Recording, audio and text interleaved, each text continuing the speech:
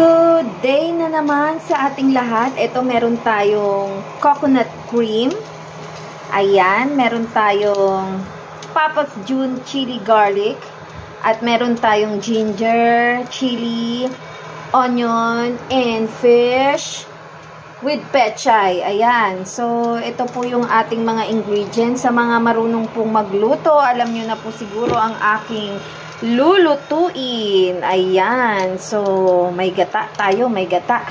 Ayan, syempre, meron din tayo mamayang, ayan, meron tayong, anong tawag dyan? Paminta. Ayan, may paminta po tayo, guys. At iyan, nagpapainit na nga tayo. So, lagay na natin yung ating oil. Yan, maglagay na tayo ng ating oil para mailagay na natin yung ibang mga ingredients natin. Pwede naman yan optional. Yung pagluluto natin, pwede ring wala ng oil. Ayan, diretso na yung first na coconut milk, diba? Ay, yung second coconut milk muna yung ilalagay. So, yan. Saute na lang natin. Tapos ito.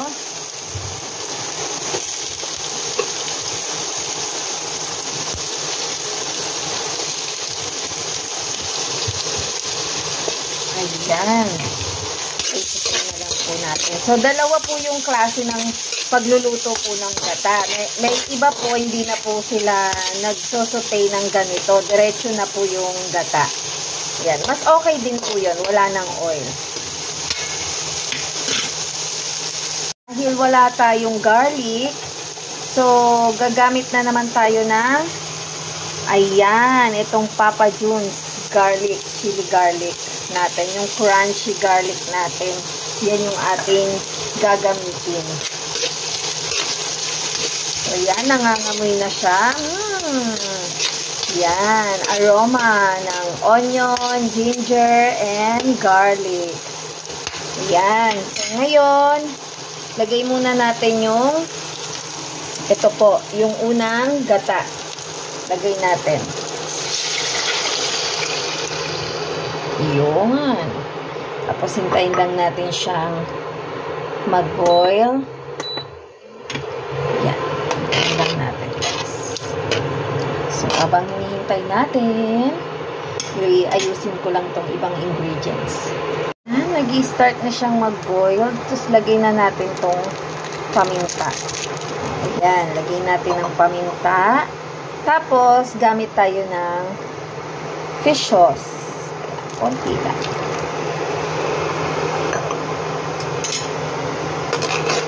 Ayan, naamoy ko na yung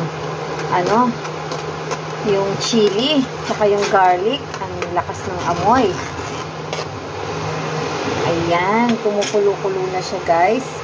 So, pwede na natin ilagay yung fish natin.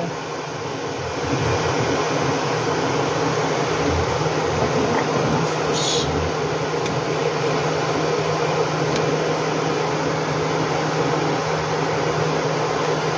Mabilis lang to, guys, maluto. Ayan.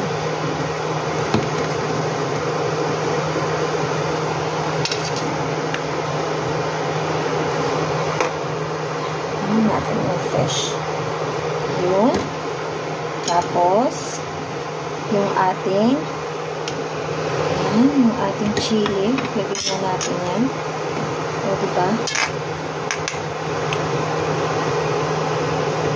Tapos, mamaya yung ating pechay. At, syempre, yung ating katang gata. Dahil siya ay kumukulo-kulo na, guys. So, lagay na natin tong pechay natin. Ayan, lagay na natin yung pechay. Ayan. Wala akong takip na malaki. Wala tayong takip na malaki. Kuloyin lang natin yun. Lambot na. Tapos, meron ako ditong, ayan, meron akong sobrang bell pepper. Yan, lalagay ko lang, pangdagdag lang ng color. Yan, kasi wala naman pa akong paggagamitan sa kanya. Kaya, yan, dyan na lang. Para magkaroon ng color ang ating luto. Tapos, lalagay ko na po yung unang gata. Ayan. Lagay na natin.